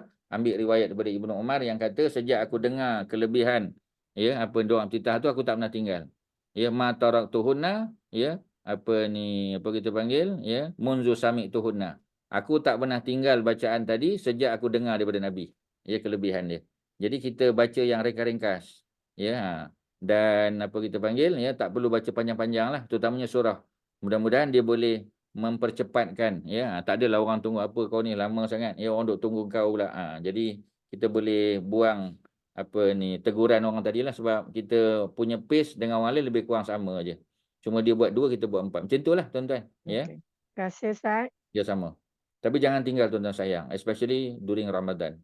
Ya, sebab apa lagi yang boleh kita tambah? Ya, sebab tu sebenarnya benda-benda ni kita dah buat sebelum Ramadan. By the time kita masuk Ramadan, ya, by the time apa ni the arrival of Ramadan, kita tak anggap benda tu susah sebab kita dah terbiasa buat benda tu. Sebab tu sebelum Ramadan dia ada familiarization program tuan-tuan. Ya, familiarization program tu ya, FAM program tu ialah dengan kita biasakan Qobliyah Zuhur 4, Ba'diyah Zuhur 4, ya Ba'diyah Isyak 4. Terutamanya Ba'diyah Isyak tu memang ada cabaran. Kerana kalau kita duduk di masjid, orang buat 2. Dan tak lama lepas tu, ya Bilal pun cepat je nak buat tarawih. Ya, kadang-kadang dia tak peduli sebab orang ramai, dia tak perasan pun kadang masih ada orang solat. Patutnya Bilal-Bilal ni, ya kita dah bagi, kalau Ustaz, personally kalau bagi kuliah di Masjid Surah, kita teguran lah. Kita kata bagilah dalam 2 minit lagi, bukan lama sangat pun, bagilah. Ya. Sebab Ba'diyah Isyak tu termasuk perkara yang dituntut. Ya. Sebab dalam bulan Ramadan, ya Ba'diyah ni, Qobliyah ni, dia naik taraf, ya upgraded menjadi pahala sembahyang fardu. Ya, tarawih walaupun besar pahala dia tak boleh lawan ya apa ni solat-solat sunat apa Qobliyah Ba'diyah ni ya rawatib yang memang telah ada sebelum Ramadan. Jadi kadang-kadang orang tak faham benda tu. Jadi kalau dia faham dia takkan tinggalkan Ba'diyah Isyak. Sebab lepas pada Isyak orang dah relax pergi minum dulu ke pergi ya borak-borak apa semua, by the time apa ni tarawih baru dia bekerja masuk balik apa ni masjid. Sedangkan ya Ba'diyah Isyak ditinggal. Ba'diyah Isyak tu lagi besar pahala daripada tarawih. Kadang-kadang orang tak perasan benda tu. Mungkin atas dasar kejahilan dan sebagainya lah. Ya. Jadi benda-benda tu kalau kita boleh tegur, kita tegur lah. Macam Ustaz mungkin ada akses lah. Ya, sebab Ustaz ada platform untuk sebut. Ya, dia jemput untuk tazkirah. Ya, untuk ceramah kan. Itu kita ada tempat lah untuk cakap. Ya, tapi kalau tuan-tuan mungkin tak ada peluang begitu. Melainkan sharing dalam grup WhatsApp lah. Ya, dalam grup kita. Ya, dalam social media dan sebagainya. Ya, jadi benda-benda tu mudah-mudahan boleh menjadi sebab ya untuk kita dapat pahala lah sebab kita sharing dengan orang. Ya, benda yang selama ni belum menjadi amalan, belum familiarize lagi dengan benda tu, tapi dengan sebab kita sebut tu ya, kalau kita boleh bawa dalil tadi lagi baguslah. Ya, contoh macam hadis tadi ya, ada dalam kitab Syama'il Muhammadiyah. Tuan-tuan tengok bab yang berkaitan dengan solat duha dan solat sunat yang Nabi buat ya qabliyah. Dia ada cerita tentang riwayat Abu Ayyub Al-Ansari. Ya, walaupun ya para ulama kata dia tidak bertaraf sahih tetapi dia termasuk kategori hasan. Ya, ada juga yang kata ya dia sampai ke tahap sahih li ghairihi. Ya, tetapi paling kurang pun hasan. Hasan sudah mencukupi untuk kita buat. Ya, macam selalu kita sebut apa ni apa? Macam di Malaysia kan, ya kalau dia buat 3 rakaat 1 salam. Ya, jadi untuk witir kan rakaat pertama baca Sabbihisma rabbikal a'la, rakaat kedua baca Qul ya ayyuhal kafirun. Rakaat ketiga patutnya baca Qul huwallahu saja, satu surah saja. Ya, itu yang sabit daripada Sahih Al-Bukhari. Tetapi kalau di Malaysia dibuat 3, Qul huwallahu, Qul a'udzu birabbil falaq, Qul a'udzu birabbin nas. Salah ke? Dia tak salah sebab ada hadis yang lain. Ya, dalam kitab Bulughul Maram yang mengatakan 3 surah itu juga ya Nabi pernah buat. Walaupun hadisnya hasan ya. Jadi tak ada masalah lah. Kalau kita jadi imam, kita buat 1 Qul huwallahu. Tapi kalau ada orang lain dan kita jadi makmum di belakang dia baca 3 surah tak salah sebab ada hujah juga. Ya, cuma kategorinya hasan saja. Macam itulah tuan-tuan. Ya, kita kena luaskan spektrum ilmu kita supaya bila kita tengok ada benda-benda yang macam lain daripada yang kita tahu, kita tak adalah cepat nak melompat. Kita tak adalah cepat nak gelabah. Ya, kerana apa? Kerana kita tahu ya sebenarnya dalam Islam ni ada luas. Ada banyak hadis-hadis yang mungkin kita tak jumpa lagi. Ya, so kita bagi laluan ya kepada orang lain juga kerana mereka pun belajar juga. Ya, mudah-mudahan kita kata dia menambah spektrum ilmu pengetahuan kita. Ya, tidak kita cepat nak menyalahkan orang. Ya, sebab kita ada apa kita panggil ni, ada sindrom cepat menyalahkan orang, menuduh orang, menyalahkan orang. Sindrom tu kena buang lah tuan-tuan. Ya, kerana apa? Kerana cakupan knowledge, spektrum knowledge kita ni kadang-kadang limited. Ya, kita belum dengar dia ada site lagi. Contoh ya, kita kata orang Melayu di Malaysia ni banyak pakai Riyadhus Solihin, ya. Kemudian apa ni, Hadis 40 biasalah ya, Riyadhus Solihin. Ya, Bulughul Maram belum sangat lagi. Ada tapi belum. Ya, Syama'il Muhammadiyah pun baru lagi. Tapi kita ada satu lagi, ya, Mishkatul Masabih. Mishkatul Masabih ni kebanyakannya orang yang mengaji sebelah India Pakistan. India Pakistan, ya, mengaji di South Africa, dia banyak pakai Mishkatul Masabih. Ya, sedangkan kita di Malaysia tak kenal pun kitab tu. Ya, dalam kitab tu ada banyak lagi hadis-hadis lain, ya, yang bukan sekadar datang daripada Sahih Bukhari Muslim, tak ada masalah, ya. Tapi yang datang pada lain-lain ni, Ibnu Hibban, ya, daripada Daraqutni, ya. Jadi ada hadis-hadis yang sahih juga. Yang kadang-kadang bila kita tengok mereka amal tu, kita rasa macam pelik. Kita tak pernah tengok pun, ya. Sebab kita tak tengok semua kitab lagi. Kita baru tengok Riyadhus Solihin, tak cukup tuan-tuan. Walaupun Riyadhus Solihin tu bagus dah. Ya, tapi macam tadilah, Bulughul Maram tak tengok lagi, ya. Kita tak tengok lagi Syama'il Muhammadiyah, tak tengok Mishkatul Masabih, maknanya ada berlambak lagi benda yang kita nak kena belajar lah. Ya, kena buka kitab lah tuan-tuan, baru apa? Baru kita boleh cerita detail, ya. Mungkin lepas habis sirah kita ni, kita boleh tengok sirah daripada hadis-hadis Nabi pula, ya. Syama'il Muhammadiyah ke, ya, ataupun kitab-kitab lain yang bagus yang cerita tentang sirah perjalanan hidup Nabi, ya, tetapi dalam bentuk garapan hadis. Hadis-hadis yang telah terpilih. Itu baguslah tuan-tuan. Ya, kalau boleh. Itu terserah pada pihak PMP lah. Mungkin akan datang kan. Setelah kita habis kitab sirah ni. Sebab secara umum kita dah khatam sirah. Ya, belum habis lagi lah. Ya, tapi kalau habis kitab ni kita dah khatam. Cuma mungkin pendetilan dia tu. Dari segi akhlak, perlakuan Nabi, tradisi yang Nabi selalu buat. Ya.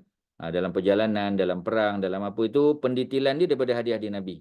Dan sudah tentu kita kena pilih satu kitab lah yang menceritakan tentang perjalanan hidup Nabi melalui pembahagian kitab-kitab dia tadi. Ya, kitab makan Nabi, macam mana minum, Nabi punya apa ni, socialization Nabi dengan keluarga, dengan jiran, ya, dalam perang, ya, masa Nabi berniaga, masa macam-macam Nabi jadi ketua pemimpin negara, ya, bila apa kita panggil kabilah-kabilah Badui datang, macam mana Nabi berinteraksi dengan mereka, komunikasi Nabi, ya, solat-solat sunat Nabi, Nabi punya perawakan Nabi, itu belum kita detailkan lagi tuan-tuan. Ya, itu mungkin boleh dicadangkan nantilah, ya. Terserah pada pihak PMP lah, ya, kalau ada cadangan ataupun kalau minta ustaz bagi cadangan, antaranya ialah kitab yang bagusnya Syama'il lah, Syama'il Muhammadiyah tu antara yang bagus. Ya, dan juga kitab-kitab lain ada banyak lagi, tapi Syama'il tu tidak terlalu tebal, tidak terlalu nipis, ya, tetapi hadis-hadisnya hadis-hadis yang terpilih, yang boleh menjadi panduan bagi kita tentang kehidupan Nabi secara lebih terperinci lagi, lebih dalam. Ya, itu Ustaz serah pada kebijaksanaan pihak PMP lah. Okey, ada apa lagi silakan? Apa yang Ustaz boleh bantu? Ada apa-apa? Ya, ada apa-apa tuan-tuan? Syarin, ada apa Syarin? Ya. Haji Asyari ada apa? Kak Nap, silakan. PMP ada apa? Ada, tak ada? Okey Ustaz, Ya. insya-Allah. Okey, kita sambung lagi, ya. Cerita tentang sifat murah hati Nabi dah tahu dah tadi. Nabi tak pernah kata tak boleh, ya. Baginda menjadi lebih dermawan daripada angin yang menghembus. Itu ataupun angin yang berhembus setelah malaikat Jibril menemuinya, ya. Jadi maksudnya kita tahu, ya, bila malaikat Jibril datang pada Nabi itu maknanya untuk membawa wahyu baru, ya, dan melengkapkan Al-Quran. Ya, dan setiap Ramadan kita tahu Jibril, ya, mengkhatamkan Quran bersama Nabi, dan sudah tentu Quran yang dikhatamkan tu belum lengkap lah, ya, sebab puasa berlaku pada tahun yang kedua Hijrah, ya, tahun sebelum berlakunya peristiwa Perang Badar kan. Perang Badar berlaku bulan Ramadan, ya, ayat 183, wahai orang beriman diwajibkan atas kamu puasa tu turun pada bulan Syaban. Ya, sebab banyak ayat-ayat penting dalam Quran ni turun pada bulan Syaban, sebagai isyarat bahawasanya bulan Syaban ni bulan preparation kita. Ya, untuk kita mulakan contoh puasa turun bulan Syaban, puasanya pada bulan Ramadan. Ya, tentang pertukaran kiblat berlaku pada bulan Syaban dan diaplikasikan pada bulan Ramadan. Juga selawat atas Nabi tadi Ustaz sebut ayat yang ke 56, ya, dalam surah Al-Ahzab tadi.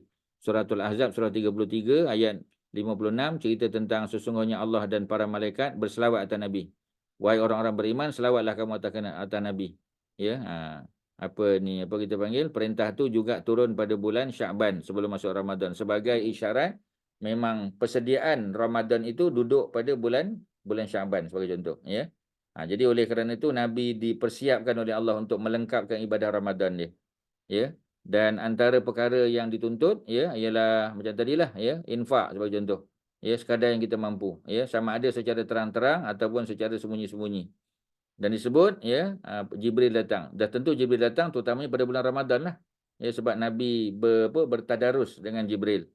Dan Ustaz, Nabi ya, Nabi ni pemurah, dermawan ya. Dia tak ada limit to his macam mana nak kata ya, dia punya pertolongan dia tu tak ada limit je Ustaz. Kalau macam kita ni sometimes kira kita we have to say no kan Ustaz. betul. Itu macam mana Ustaz kalau bab yang ni maknanya kita tak boleh nak ikut sunnah Nabi bab ni lah because he Tak boleh never ikut say semua no. lah. Tak boleh ikut Ha. semua lah. The best that you can do lah. The best that you can do. Ya, how much? Dia bukan how much je. Sebab Nabi bukan masalah how much. Kalau how much ni Nabi 20% kan daripada ghanimah. Nabi bagi macam tu je. Ada lagi tak rumah? Ada. Kalau ada mbak sini aku bagi. Kalau tak ada, tak ada. Sehingga Nabi kata pergi beli kat kedai. Ada apa-apa keperluan, ya aku akan bayar. Aku akan tolong bayar.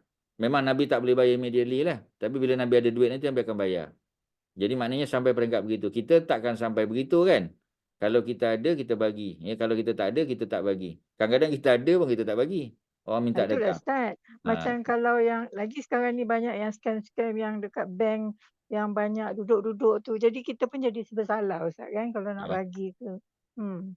Kalau kita tak pasti, tak payahlah. Ya. Sebab lebih baik. Ya. Cuma macam tadilah, kalau kita bagi, contoh orang minta derma kan. Ya, kita minta derma. Ni bukan scammer lah.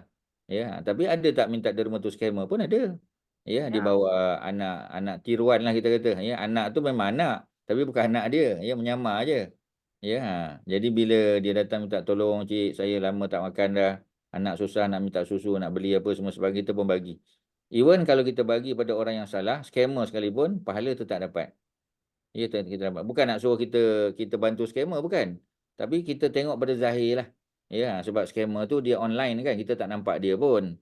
Tapi yang ni memang datang, ya, di apa kita panggil di bank, di apa semua sebagainya kadang, ya, dibawa anak tunggu situ. Ya, kita tengok, ya, macam bulan lepas macam lain anak dia, ini kali ni dah lain pula, ya. Nampak sangat anak tu dipinjam je. Tapi macam tadilah, kalau kita nak bagi je lah. Ya, kalau ustaz lebih suka bagi makanan sebenarnya. Terutamanya kalau bukan bulan Ramadan kan, ya. Kita suka bagi makanan sebab budak-budak especially yang duduk dekat apa ni petrol station kan, di Petronas tu. Kadang kita ambil minyak sebagainya, itu datang jual barang. Kita kata, minta maaf dik, ya, pakcik tak nak beli, ya, sebab ni benda-benda ni pakcik dah ada. Ya, tapi kita bagi dia something lah. Ya, mungkin bagi duit ke terserah lah. Tapi kalau ustaz, lebih baik kita belikan makanan. Makanan tu confirm duit tu takkan diambil oleh dia punya sponsor dia tu. Ya, pakcik yang akan datang ambil kutip dia nanti malam nanti. Belikan makanan. Kadang tak ada makanan pun. Kita tengok daripada pagi. Ya. Kita tengok memang pagi tadi kita datang. Subuh tadi kita tengok dia ada kat situ. Lepas isyak kita tengok ada lagi. Ya, kadang tak makan budak tu. Ya, belikan makanan ke, belikan roti ke apa, benda-benda yang mengenyangkan. Bagi dia air sebagainya kan. Bagi dia selesai. Kita tak beli barang dia tapi kita bagi dia makanan. Itu pun jauh lebih baik lah. Ya, Jadi yang scammer ni bukan budak-budak ni. Yang scammer ni dia punya tuan ni lah bos dia. Ya, dia ni buat kerja dia je kan. Jadi kita bantu dia. Ya, paling kurang macam tu. Ya, sebab nak bagi lebih mungkin kita tak mampu. Ya, ataupun kita takut kita bagi duit lebih kan. Duit tu bukan dapat pada dia, dapat pada orang lain. Jadi kalau beli makanan, settle, selesai. Ya, kalau ustaz lebih ambil pendekatan macam tu lah. Sebab kadang makcik-makcik kan, ada pakcik-pakcik tepi jalan tu jual keropok apa semua daripada Siam kan, daripada Thailand kan. Dah pernah beli dah kan, tapi kualitinya tak bagus. Ya, memang tak sedap pun. Jadi, ya, dia jual satu tu kadang-kadang, ya, RM25, RM30 pun ada. Ya, jadi kita bagi RM10 ke RM5 dalam poket dia ataupun belikan makanan bagi kat dia. Ustaz rasa tu jauh lebih baik. Tuan-tuan lebih tahulah, ya, sebab masing-masing kita ada pengalaman yang berbeza-beza kan. Jadi the best that you can do lah. Ya, the best that you can contribute. Ya, apa yang kita boleh buat. Tak mesti jumlahnya besar. ya, tetapi memadai dengan keperluan orang yang kita nak bantu tu. Itu sajalah kalau Ustaz boleh respon. Ya, Kak Malatun. Terima kasih Ustaz. Sama, ya. Okey. Ya. Ustaz merujuk kepada ayat Al-Ahzab 56 tu. Ya. Dia kata berselawatlah kamu untuk Nabi dan Hmm. ucapkanlah salam dengan penuh penghormatan kepadanya. Betul. So perbezaan tu dua Ustaz, perbezaannya. Selawat dan salam lah. Selawat Allahumma salli ala Muhammad. Salam assalamualaikum ya Rasulullah kalau kita ziarah dia sebagai contoh. Ya, kita ziarah Nabi kan? Ya, kita ziarah. Ya, maknanya kita selawat atas Nabi ni bila-bila masa. Tapi kita bagi salam pada Nabi ketika kita datang menziarahi dia lah. Macam para sahabat, ya, ketika ayat ni turun sudah tentu para sahabat bersama Nabi. Jadi mereka selalu bagi salam ke Nabi. Ya, cuma kita bila kita datang ziarah makam Rasulullah di Madinah lah. Ya, waktu lain macam mana kita nak bagi salam ke Nabi? Ya, sebab kita salam kepada Allah kan. Assalamualaikum ya Rasulullah. Ya, hanya ketika kita hadir, ya, berhadapan dengan dia. Masa bila kita nak bagi salam? Sebab bila kita bagi salam, kita berhadapan dengan dia. Ya, ataupun dia berada dekat dengan kita. Ya, tak pernah pula dengar waktu lain kan. Tapi selawat tak ada masalah. Di mana-mana pun kita boleh berselawat. Ada beza lah. Ya, selawat, ya, dengan salam. Beza tu. Ya, kan? Okey Ustaz, faham. Ya. Terima kasih. Sama. Khadijah berkata kepada Rasulullah sallallahu alaihi wasallam ketika beliau bercakap dengan baginda, sesungguhnya engkau suka menanggung kesusahan orang. Ini ketika Nabi balik daripada Gua Hira, ya, ketika Nabi menggeletar kerana kali pertama jumpa Jibril, ya, dan Nabi pun bagi tahu pada Khadijah apa yang baginda alami, bertemu dengan satu makhluk yang besar yang tak pernah jumpa sebelum ni. Nabi dalam keadaan yang ada sikit sebanyak rasa takut. Ya, jadi bila Khadijah dengar daripada Nabi, ya, Khadijah sebagai seorang isteri yang bukan barulah, ya. Dia dah bersama Nabi, kita kata sejak Nabi umur 25 tahun, Nabi sudah berusia 40 tahun, maknanya sudah ada 15 tahun kat situ. Kemudian Khadijah pernah berkahwin 2 kali sebelum Nabi, maknanya memang full of experience lah, ya. Jadi dia tenangkan Nabi, ya. Jadi bila dia tenangkan Nabi, ya, dia kata apa? Sesungguhnya engkau suka menanggung kesusahan orang. Nabi menjadi kebiasaan Nabi sebelum jadi Rasul. Berusaha untuk kepentingan mereka yang tidak mampu. Cukuplah untuk kamu, wahai pembaca, sebagai bukti terhadap sifat di atas dengan tindakan. Melihat tindakan Nabi terhadap orang-orang Hawazin, Bani Hawazin. Ini cerita lain lah. Tapi di atas tadi memang Khadijah cerita ni, tuan-tuan boleh letak dalam kurungan. Ini ialah ketika Nabi pulang, ya, daripada Gua Hira. Ya. Setelah bertemu Jibril for the first time. Ya, tu cerita dia lah. Ya, tu paragraf yang kedua tu. Okey, paragraf ketiga, cukuplah untuk kamu, wahai pembaca. Ni maknanya peringatan untuk kita lah, ya, oleh Syekh Qudari Beg, ya, Muhammad Qudari Beg, pengarang kitab ni. Orang Mesir, ya, pernah jadi hakim mahkamah syariah, ya. Dan beliau juga seorang penulis, ya, kitab sirah lah, ya, menulis kitab sirah Nabawiyah. Ya, ni kitab ni, dan dia ada tulis satu lagi kitab, ya, tentang sirah para sahabat Nabi. Ya, Ustaz tak pasti sama ada terjemahan atau tidak, tapi rasanya dah ada. Ya, itu pun kitab yang bagus juga. Cerita tentang para sahabat Nabi. Ya, tentang apa kita panggil? Tentang kalau tuan-tuan tengok pada mukadimah dia tak salah, ya. Mukadimah dia ada beberapa kitab yang ditulis. Tuan-tuan boleh tengok mukadimah dia. Ya, karangan-karangan dia tu, ya. Mukadimah pengarang, ya. Ada tak kitab-kitab lain yang ditulis? Tak pasti di sini. Okey, tuan-tuan boleh tengok muka surat yang ke 10, 11, 12, 13, ya. Muka surat 13, ya. 13 yang biografi pengarang. Cuba tengok biografi pengarang. Ya.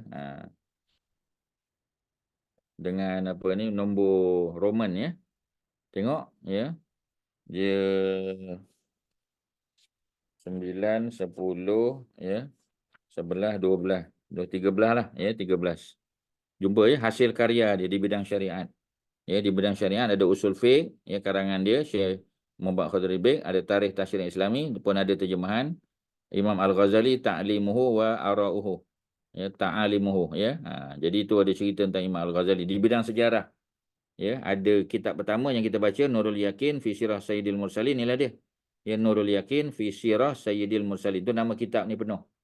Yang kedua, Itmam Al-Wafa fi Sirah Al-Khulafa. Jadi Ustaz tak pasti kitab ni ada terjemahan ke tak. Ya, kalau ada terjemahan kitab Arab, memang kitab Arab adalah. Jadi kalau ada kitab terjemahan pun, antara kitab yang bagus kita tengok, ya, selepas kita habis kitab Nurul Yakin ni, ya, nama kitab tu Itmamul Wafa. Ya, Ustaz belum cek lagi, mungkin ada lah, ya, mungkin ada, tak pasti. Itmamul Wafa fi Sirah Al-Khulafa. Ini cerita pasal 4 Khulafa Rashidin, Abu Bakar, Umar, Osman, Ali. Pun kitab yang bagus untuk kita baca selepas kitab ni lah. Ya, kemudian ada Muhadarat At-Tarikh Al-Ummam Al-Islamiyah. Ini pun menarik juga.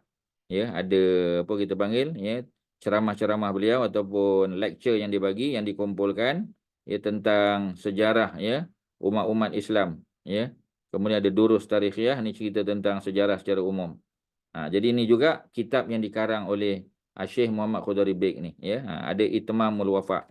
Tak pasti sama ada kitab ni ada dalam pasaran atau tidak, ya. Kitab terjemahan maksudnya, terjemahan Indonesia. Kalau ada, kita pun boleh gunakan selepas daripada kitab ni, ya. Okey, jadi apa kita panggil, ya. Kalau kita nak tengok dari segi Nabi, ya, punya bukti, ya, kelebihan baginda, akhlak tinggi Nabi itu, tengok tindakan Nabi terhadap orang-orang Hawazin, Bani Hawazin. Ya, mereka kalah dengan Nabi dalam peperangan.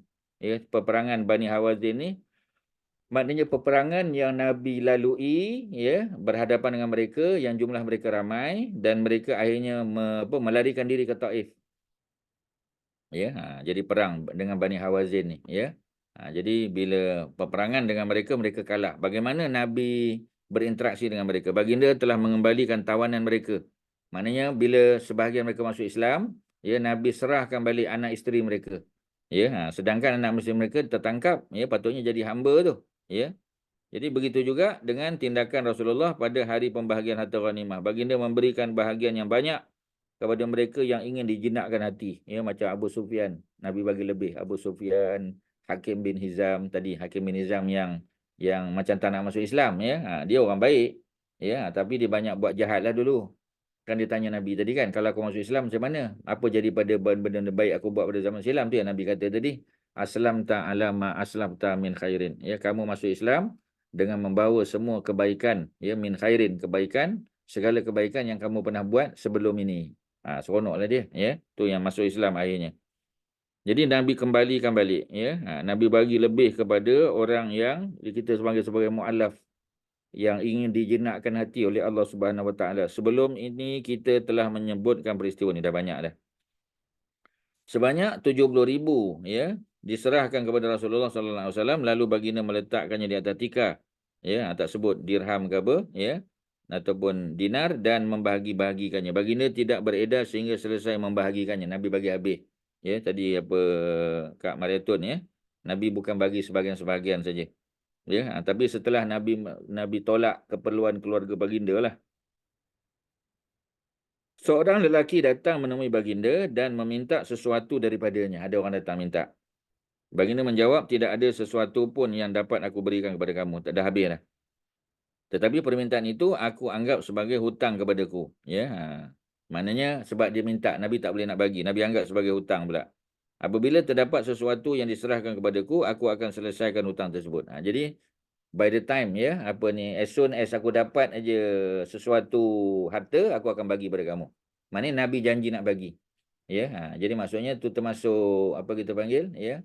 Apa kita panggil, ya, benda yang Nabi hutang dengan dia. Nabi hutang. Ya, Nabi akan bayar. Ya, jadi maksudnya macam account payable lah. Ya, jadi maksudnya Nabi tak ada lagi tapi Nabi akan bayar. Ya, bukan Nabi akan dapat, ya. Nabi akan bayar pada dia. Belum ada lagi dalam tangan. Tapi benda tu akan jadi harta lah, ya. Mungkin sebab perang ke apa. Seolah-olah macam itulah, walaupun tak sama, tapi anggapannya macam itulah, ya. Dia belum jadi milik kita lagi, tapi akan jadi milik kita, ya. Contoh harta lah, ya. Selagi kita kata ayah kita masih ada, maknanya harta tu milik ayah kita lah. Tapi kalau ayah kita meninggal besok, kita lah yang akan mewarisi, sebab kita anak tunggal sebagai contoh. Ya, kita akan dapat harta tersebut, ya. So sekarang ni belum harta kita, dia akan jadi harta kita nanti. Ya, dengan syarat ya ayah kita mati dululah. Kalau kita mati dulu tak dapatlah. Ayah kita lah mewarisi harta kita, ya. Jadi macam itulah. Tapi Nabi anggap ia sebagai satu hutang. Ya. Dia anggap sebagai hutang kepadaku. Apabila terdapat sesuatu yang diserahkan kepadaku, aku akan selesaikan hutang tersebut. Umar mencelah Allah tidak membebankan engkau dengan sesuatu yang kau tidak mampu melakukannya. Macam cerita tadilah. Ya, ni ada cerita dalam kitab Khulafa' Rasyidin ni. Ya, dalam kitab Ibnu Katsir kan, Al-Bidayah wa Nihayah. Ya, bab yang berkaitan dengan Saidina Umar Ibn Al-Khattab kan. Ada cerita ketika dia datang, Nabi tak ada apa-apa nak bagi. Bila tak ada apa-apa nak bagi, macam mana nak bagi memang tak boleh. Ya, maka Nabi kata dia menjadi hutang padaku. Umar tegur Nabi. Umar kata, ya Rasulullah, ya, engkau tidak dibebankan dengan sesuatu yang engkau tidak mampu. Sebab itu di luar kemampuan Nabi. Tindakan Umar menjadikan Rasulullah merasa kurang senang. Nabi very uncomfortable lah dengan apa yang berlaku. Ya, maka seorang lelaki Ansar berkata, ya Rasulullah, berbelanjalah. Ya, engkau jangan takut, ya. Allah yang menguasai arasy akan mengurangi. Allah tidak akan mengurangi, jangan bimbang. Ada bagi. Kalau tak ada, kekal ya dengan keadaan Nabi tadi. Mana Nabi kata Nabi akan bagi pada dia. Walaupun buat masa sekarang Nabi tak ada lagi kan, tapi Nabi akan bagi pada dia. Kamu jangan takut, Allah akan yang menguasai arasy akan menguranginya. Dengan itu baginda tersenyum. Tabassama Rasulullah, tabassam. Nabi senyum. Dan orang ramai dapat mengetahuinya melalui air muka Nabi. Gembira Nabi. Nabi suka apa yang orang Ansar tadi sebut. Baginda berkata, aku diperintahkan dengan perkara tersebut. Ya, memang. Umir tu. Ya, bihazal amar. Aku diperintahkan untuk buat benda itu. Terdapat banyak hadis yang menyebut mengenai kemurahan hati dan sifat dermawan yang dimiliki oleh baginda. Apa yang telah kita nyatakan sudah mencukupi. Banyak sangatlah tuan-tuan. Ya, ada apa-apa soalan? Silakan. Ya, kalau tidak kita sambung sikit sebelum kita selesai. Soalan Ya, Ustaz. silakan. Apa ni kita kalau bagi mualaf dia tak boleh mewarisi harta dan berbapa pun tak boleh mewarisi harta dia kan. Betul. Katakanlah berbapa dia bagi will, masukkan dia, bolehkan anak tu terima? Bagi apa? Dia buat will, dia buat wasiat. Buat wasiat. Katalah mak bapak dia bukan Muslim, dia buat wasiat. Dia kasih harta tu pada anak yang dah Muslim tu. Bolehkah anak tu ambil? Jawapannya boleh. Ambil tak ada masalah. Ya. Cuma dia tak boleh guna untuk personal use tu tak boleh. Pasal dia tidak berhak untuk mendapat.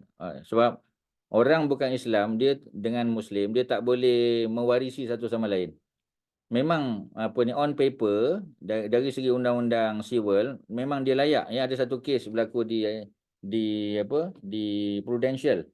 Ya, dekat Prudential tu ada seorang Muslimah, dia masuk Islam, ya. Dia dua beradik, ya, dengan adik dia. Dia kakak lah, ya. So mak bapak dia orang senang lah.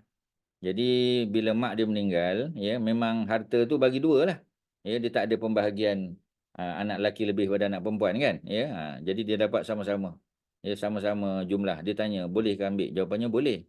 Ya, tapi dia tak boleh ambil sebagai warisan lah. Ya, melainkan kalau mak dia bagi, kalau dia bagi dalam bentuk hibah tu boleh.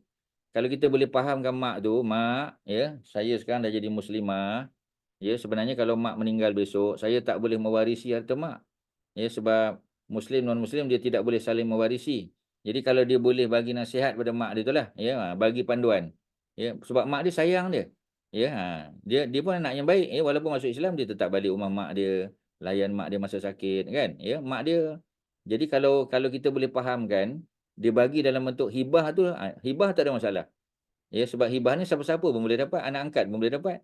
Jadi harta yang mak dia nak bagi tu siap-siap dia hibahkan, tukar nama siap-siap tu jauh lebih baik. Ya, jadi kalau Ustaz boleh sarankan kepada mana-mana non-Muslim yang revert, ya, dan kalau mak ayah dia, sebab mak ayah ni kebanyakannya dia orang okey sebenarnya. Memanglah terasa hatilah bila anak tu keluar agama asal kan, memang terasa hati. Tak ada siapa yang suka-suka macam tu aja kan, jarang lah. Tetapi macam tadilah, ya, ada tak venue, ya, ada tak cara, ya, channel untuk kita salurkan harta tadi? Sebenarnya ada. Tapi macam tadilah, jangan tunggu sampai mak dia meninggal lah. Sebab kalau mak dia meninggal dah jadi harta pusaka. Ya, pusaka dia tak boleh mempusakai. Jadi bagi siap-siap dulu. Ya, kita hibahkan. Ya, jadi macam tu lebih mudah lah sepatutnya. Tapi kalau dah meninggal tak boleh nak buat apalah. Tapi boleh tak dia ambil? Jawapannya boleh. Tapi bukan untuk dia. Dia boleh infak ke orang lain lah. Sebab bila dia dapat harta tu, memang on paper, memang harta dia. Ya, cuma dia tak boleh ambil sebagai pusaka. Ya, dan kita tak boleh tukar pula. Dia kata ni saya tak anggap sebagai pusaka, ni saya anggap sebagai hadiah. Tak boleh, hadiah mesti sebelum meninggal. Jadi apa cara dia? Ya, dia ambil juga, sebab kalau tidak nanti adik dia dapat semua, adik dia pula non muslim. Tak tahu dia bagi duit kat mana pula nanti. Jadi ambil duit tu, ya, dan dia infak atas nama dia, sebab memang dah tukar nama semua. Dia boleh infak untuk mak tahfiz, untuk pusat dialisis, ya, untuk hospital dan sebagainya boleh. Ya, kalau ustaz melihat macam itulah caranya. Kalau kita boleh approach mak dia tu, bagi tahu dia, mak, besok kalau pusaka saya tak boleh pusaka harta mak. Ya, jadi mak tukar nama siap-siap hibah untuk saya. Itu jauh lebih baik. Okey. Okey, terima kasih. Terima kasih. Sama. Ada lain soalan, silakan tuan-tuan. Ada apa-apa? Tak ada. Kalau tak ada, kita berhenti di situlah, ya. Maknanya kita tak sambung lah muka surat 368, kita berhenti pada 367, ya. 367 insya-Allah, ya, pada hari ini. Ustaz rasa itulah yang boleh Ustaz sampaikan. Mungkin pihak PMP ada apa-apa pengumuman, silakan. Ya, seperti yang kita belajar tadi, bulan Ramadan ialah bulan barakah yang elok kita berderma. Jadi kita di PMP menerima sumbangan untuk bakul Ramadan sehingga beberapa hari sebelum akhir Ramadan, insya-Allah. Ya. Yang akan kita agihkan bukan saja di Malaysia, bahkan di beberapa negara di luar negara, insya-Allah. Okey, sekadar tu. Terima kasih pada PMP, pada semua penyumbang, ya. Ada kelas lagi ke? Kita ada sekali lagi kan? Boleh, insya-Allah. Boleh aja, sebab patutnya 1 minggu lepas Ustaz tak boleh. Kalau PMP nak buat minggu depan Rabu pun boleh. Kalau tak boleh minggu depan, Rabu keempat pun boleh juga, tak ada masalah. Nanti PMP Boleh ikut tentukanlah. ke lapangan Ustaz, insya-Allah. Boleh. Minggu depan pun boleh, tak ada masalah. Okey je Ustaz. Okey, insya-Allah. Ya. Alright. Okey, sekadar tu. Assalamualaikum warahmatullahi wabarakatuh. Salam. Terima kasih Ustaz. Waalaikumsalam warahmatullahi Sama, ya. wabarakatuh. Ustaz. warahmatullahi wabarakatuh. Jazakumullah khairan katsiran. Wa antum jazakumullah khairan. Sama-sama kali. Assalamualaikum. Assalamualaikum warahmatullahi.